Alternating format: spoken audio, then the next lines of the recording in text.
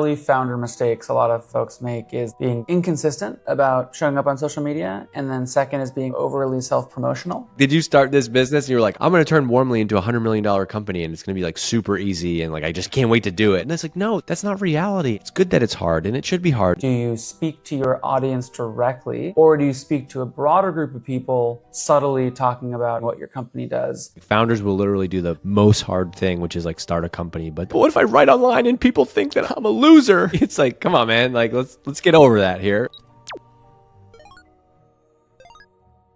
Hey everybody, I'm Max, CEO and founder of Warmly, and joining us is Dave Gerhardt, my mentor for these 9 months as we move through the book Founder Brand, the awesome book by Dave that talks a little bit about how founders can grow their brand. This is episode 5, where we're going to be talking about how to go from building quietly to building publicly. Last month on chapter 4, we talked about role models and anti-role models and had a great discussion about who I wanted to look up to or not look up to help me further build my brand. So Dave, a little bit of an update on how it went over the past month. Subsequently, after your earlier conversation, I really thought about how to create a brand that doesn't just get clicks, but actually fits who I am, as evidenced by the kinds of role models that I'm choosing to kind of mirror. We talked a little bit about how you don't need to talk to mentors every single day. You could also just find someone you want to exemplify and lean in. So in terms of mentors that I focused on, there was actually one that I reached out to and engaged with, and one that I'm sort of mirroring and know lightly, but don't actually meet with regularly. So one's the CEO of Zoom, the former CEO of ZoomInfo, a guy named Derek Schoettle. He's obviously in my space. We sell into go-to-market software. And so I found a mentor in my space who could coach me both on like a CEO perspective, but also in terms of his communication style. And so he's helped me both with internal communications to my company, and then thinking about how in customer calls, how I show up externally, showing off my brand of how I can work with and deal with customers. The second one is Peter Walker, who leads data insights at Carta. And he has a phenomenal posting style and it's very data forward. And so as I realized when we go up market and how our audience, usually like demand gen marketers, care about consuming content, I want to be more data first. And so my goal is to start sprinkling in at least one data post per week to help improve both my founder brand and also the perception of our company as sort of a numbers-driven organization, because we help you find more warm leads, and that's numbers first. I've never seen this guy before, Peter Walker. He's got a lot of followers. Holy shit, 150,000 followers. Yeah, you should follow him. Some of the stuff is really, really good. On the anti-role model side, who I don't want to go after, I sort of picked 2 categories of companies that I felt like wouldn't represent our brand well. First was on satire. We want to be jokey, and we like to be, as an organization, like tease, but I feel like the kind of extreme snide approach is not the kind of brand we want to go for. Yeah. Everybody's really snarky lately, and I'm sick of it. So I think it's good. Nice. And to be obviously satire, it's sometimes you're in the middle and it's kind of confusing. Right. And the second one we labeled as like doom posting, which is the idea that like, marketing is dead, channels are doing terrible, like some of these things have merit to them, but I want to more focus on, here's a problem you're facing, your job's not ending tomorrow. Let's focus on how to like improve. Love that. I think it's great. I made a conscious decision a couple of years ago to stop being like, everything's dead, marketing. Like I wrote a lot about marketing and I would always kind of take the stance of like, everything is broken. Marketing, you're a moron if you're doing it this way. And it's just like that. That's not who I am. And so it felt inauthentic to do that. And then it's also just exhausting to wake up every day and like have people challenging your stuff. So I like that. Mm-hmm. I think that seems very authentic for you. I think those are good choices. Thank you. Well, let's move into moving from building quietly to building publicly. We talk a lot about in the chapter Twitter and LinkedIn. Since the book came out, what are some of the changes you've seen across these platforms and how have they evolved in terms of how founders should think about using them? Yeah. Well, I mean, like one of the things that you already have, you have 35,000 followers. So you're on your way. To me, I feel like 10,000 followers is a milestone of some kind. I don't have any data on that. It's just a personal opinion. If I see someone that has 10K, I'm like, okay, they got something going on. So what's changed? I think that this is going to be, that book came out for almost 5 years ago. And so I think what's changed is just there is more noise. There is more content. I think that when the book came out, it was more of a novel concept of like, hey, you can do this thing. I think now, not because of the book, but just because of how social media has continued to eat marketing and eat business, and it is like the communication channel for any business, whether you're the local, a bagel place down the street from me in Vermont or you're Warmly. And so I think there's more noise. And so I think really trying to figure out like, what is your angle, right? I like finding people on Instagram who built a following and they're kind of random. Almost all of them have the same type of story where they're like, when they posted about all these different things, they got no growth. But when they zeroed in on like the one thing, they became known for something related to that channel. Like I don't know, there's some guy that just eats weird food on a flight and like films himself doing it. Yeah. Have you seen that guy? No. He just like he just films himself like eating a whole lemon on the plane.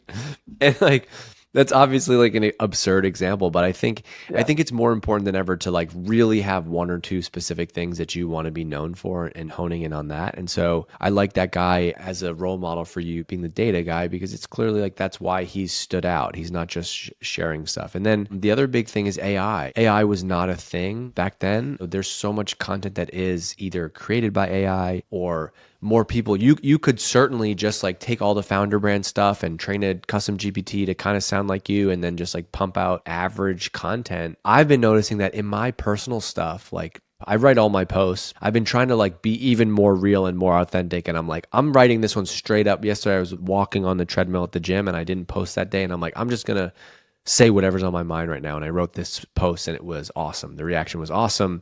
And it was so clearly me. There was typos in there, not intentionally, right? But it was like, not all the words were perfectly spelled, like, and the structure was kind of weird. It was literally just me like rambling. I actually think in some ways that is what works, because it's like, that's so obviously not AI, right? And so if you came out and you're like, tried to be this very AI polished, like CEO of Warmly, and here's my takes about this industry, like, I think that doesn't stand out as well. So I think those are just a couple of the factors. But again, ultimately what matters is like being known, choosing one or two things that you want to be known for, and then committing to posting and being consistent. Because whether it's TikTok or Instagram or LinkedIn, so many examples of people who you kind of post into the abyss for a while until one day you don't, and then you build a following and the rest is history.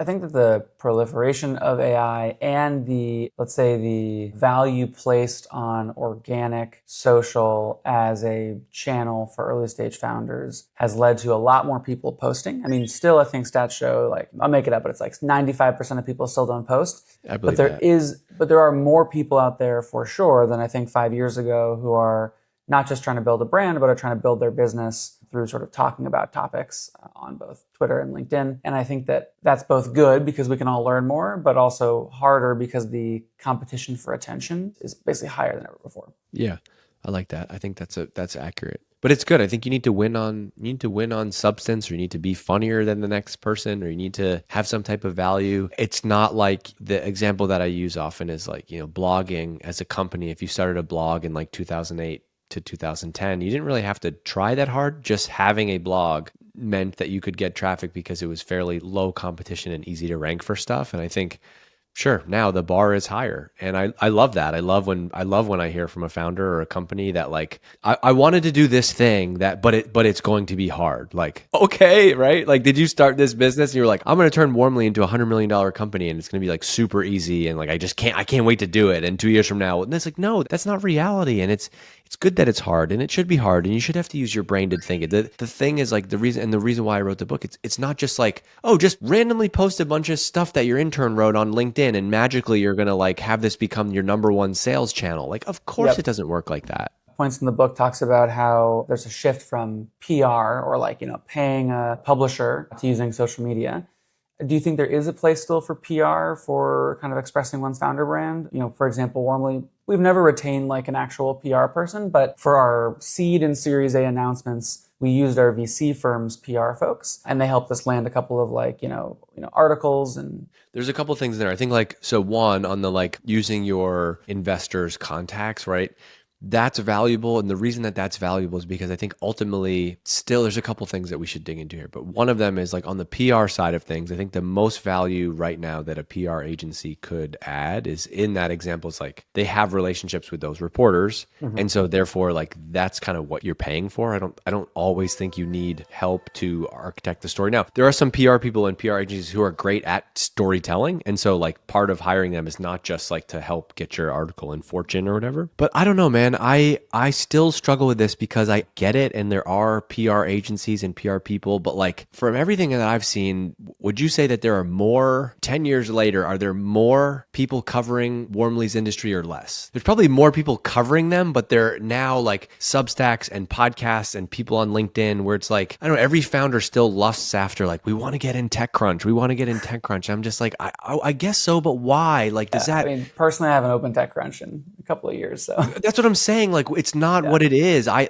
started my career in PR, and I was doing PR at a company that had a social media tool. And so my job, I knew every TechCrunch reporter. I read every article in TechCrunch. I knew the whole game. But then it just over time, because of social media, that stuff has become less relevant. I think that the PR role that I would think about today is like, there's always going to be some, and someone always pushes back on this. They're like, well, in my industry, of course, yes, getting a print feature in the New York Times business section about Warmly, obviously that would be amazing, right? But it's just so rare to have that, and it's very hard to do. And unless you have some insanely unique proprietary data, and so many sales, I've been in the sales and MarTech space, like so many sales and MarTech founders, you think you're going to have some compelling story to get in the New York Times. They don't care about that stuff. If you were in like healthcare or something and you had some data about like tracking COVID-19 or whatever, then sure, then that's a way to get included. But so much of that landscape has changed that I feel like it's just a waste of time, where I would rather have my PR efforts be focused on, it's almost closer to like influencer marketing than it is. And it's like, hey, let's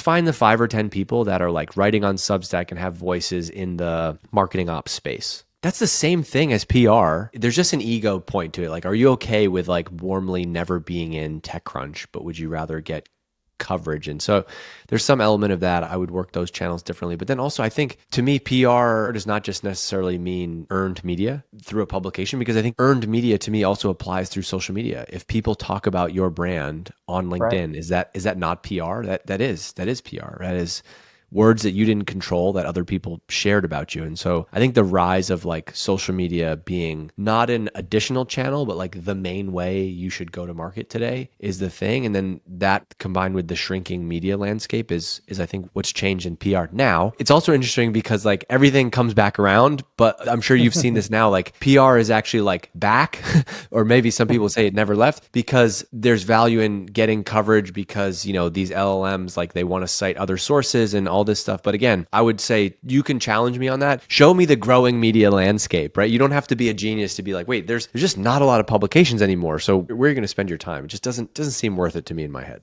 All sorts of great points there. It also makes me think about the value of the comment and the reshare or the retweet being like individual people voting with their feet to say that your founder content, the stuff you're building in public with, is valuable, and then amplifying it to their network. Exactly. And also you made me think of this with saying comments. Like, you're super active on LinkedIn, right? You ever written a comment on someone's post and the comment ends up like getting a ton of engagement and traction on its own? It's like, so that's the play there. It's like, you should just be doing that yourself. And maybe have somebody on the team that's identifying the right spots for you to hop in and chime in on. But that's how I'd run and I have this post that I replay all the time on LinkedIn about how I would be investing in, like, social media would be the PR channel for me if I was doing it. Now, I don't think people that listen to this are in those industries, but maybe, is there a world where like if you're in some government industry or some insurance, you know, more traditional industry, the restaurant owner in Burlington, Vermont, is there value for her in being on the local news in Burlington, Vermont? Of course. Different game than what we're talking about. But I would still say that she could build a large following by posting about content online for free. For sure. One of the early founder mistakes a lot of folks make is being inconsistent about showing up on social media. And then second is being kind of overly self-promotional.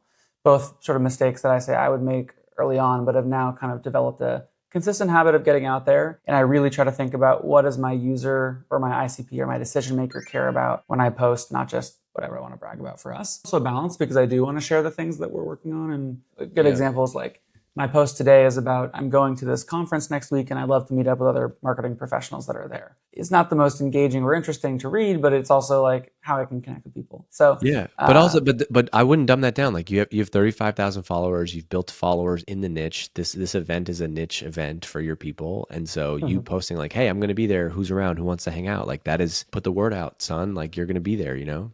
Yeah, totally. Maybe on the consistency topic, if I were to post every hour of the day, 40 posts a week, I'm sure the quality would be diluted, but also the way that the algorithms pick up posts would be diluted. Any sort of signal to noise around what being consistent should look like for a founder, either posting on LinkedIn or X. Yeah, I think, well, so that's what's funny. So what's funny about Twitter is like, you probably could post every hour. You could post all day long. And I think that could be one strategy. And eventually some of those things hit and you find one or two things. I don't know. I've never really had any success with Twitter, so I can't really speak to it as a channel. The only one I've had success with is LinkedIn. And I don't know this definitively, but my read on the LinkedIn algorithm is like, typically it feels like they want you to post once a day max. So I don't know how many times a week you should post. They want you to post like at least once a week, when that's obviously because it's a product metric. They want you to use the thing once a week. I found once a day. If you do 2 posts a day, it could be got to be 8 hours or something in between them. I don't know if you've ever done this, but I've had a scheduled post that I forgot I had scheduled go out, and then I write a post and I'm like, why is my post not getting any engagement? It's like because there's 2, and so they got no engagement. I think that you should probably, I don't know, 3 times a week seems pretty reasonable. It's kind of like going to the gym. Like if you just go to the gym once a week, probably nothing's going to happen. Twice, okay, twice is good, but you probably could do 3 it's probably like 3 to 5. You don't have to post every day, but it's probably like 3 out of the 5 days. I would say particularly the weekdays. Let's go with 4. Let's go with 3 posts during the week and then a Sunday post. Okay, cool. Yeah, I kind of love a lot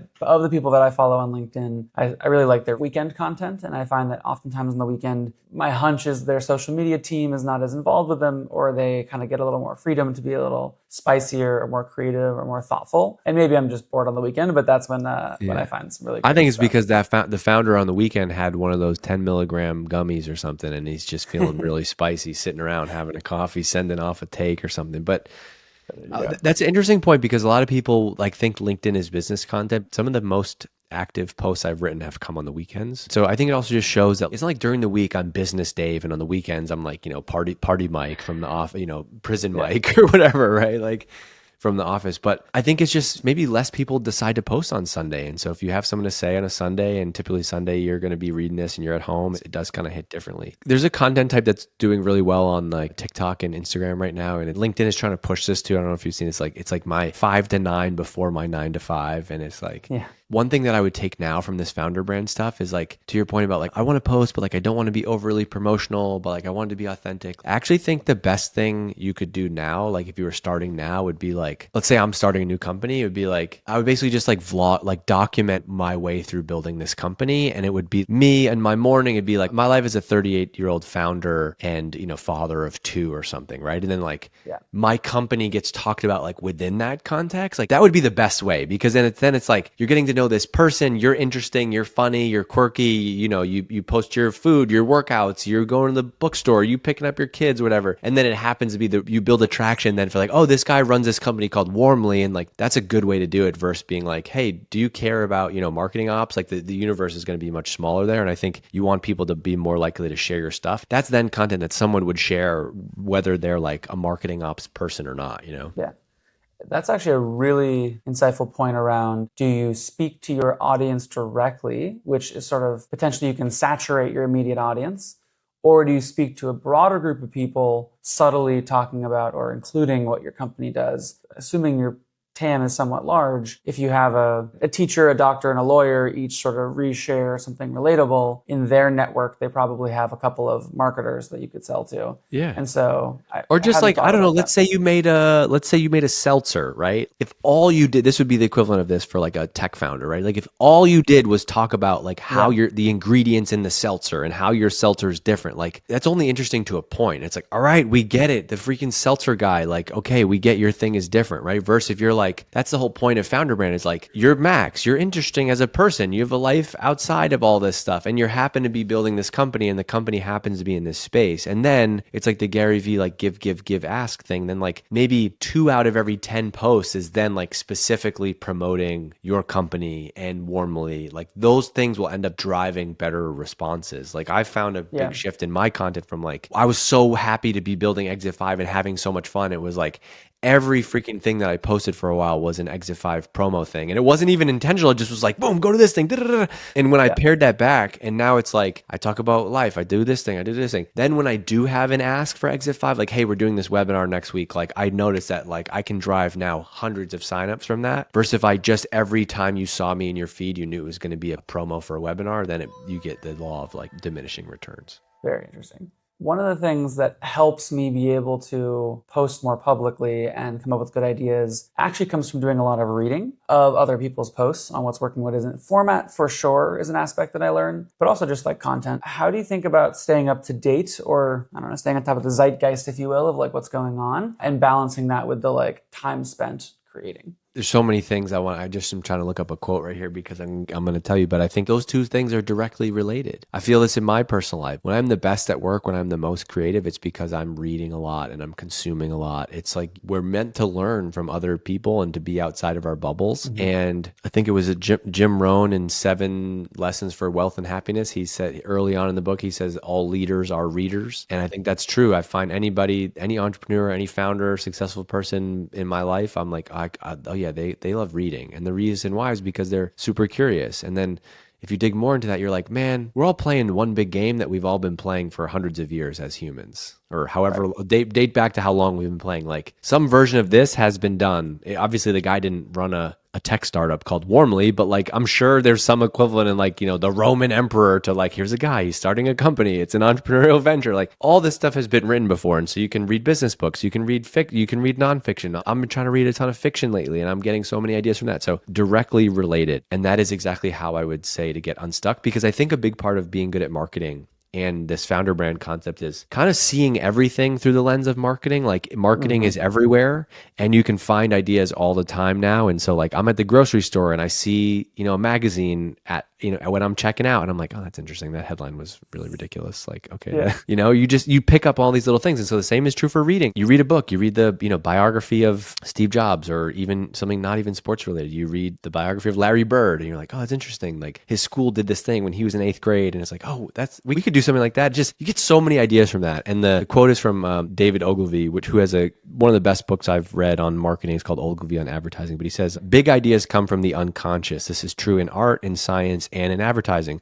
But your unconscious has to be well informed or your idea will be irrelevant. Stuff your conscious mind with information. So that's reading, learning, watching YouTube, whatever.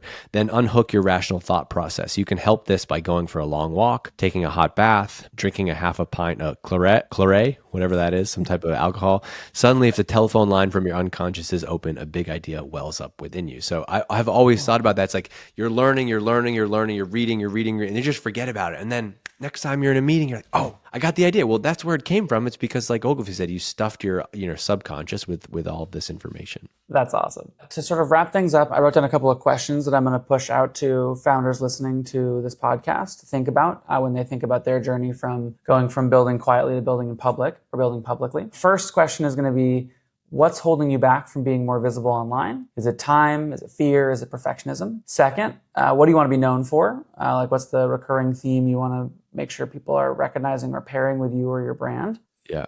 Third is, and this goes back to the mentor chapter, is like, who do you admire for their online presence and why? Fourth is basically, how can you make social media feel like an extension of your voice as opposed to being a performance where it's sort of like just doing it to do it? And then lastly, just like what small consistent steps can you do to help build this muscle? Because it probably won't be new for somebody trying it out for the first time. I dig those. I like those. The first one, you're just going to get a lot of objections and excuses. It's like founders will literally do the most hard thing, which is like start a company. But what if I write online and people think that I'm a loser? Like, it's like, come on, man. Like, let's get over that here. Like, exactly. Well, great. This has been an awesome episode. I think, on my side, as I start to build more publicly, I'm going to kind of commit to a daily learning cadence. So I'm going to read a bunch on Exit 5, on LinkedIn, on X. Do you read on your Kindle or do you read a paperback? Usually Kindle, though I will say it's nice having a paper copy here of a founder brand. Kindle, I don't know if you use the app Readwise. It's not a paid plug, I've been using them for 20 years, 15 years, 10 years, maybe 8 years. Anytime you highlight something on your Kindle, it saves it. And then, so you can then go to like their app on your phone or the browser and I can go through my highlights. Nice. Which is amazing, dude. If I'm stuck on like writing, I'll just go read old books that I wrote right quickly. I'll be like, oh, this line from Shoe Dog by Phil Knight, like cool. But then also they can send you like a daily email or a weekly email with things you've highlighted in the past, and like they send them to you as kind of like index cards, and you just kind of flip through them. It's an amazing way to like connect the things. And so now anytime I'm reading a book on my Kindle and I see a line I like, I know that I'll highlight it and it'll find its way back to me later. It's become a writing prompt, honestly. If I don't have anything to write that day on LinkedIn, but I can go through my Readwise highlights, I'll write about something. Very cool. I'm going to go download it. Thanks so much for the time, Dave. We'll see you next month. See you next month.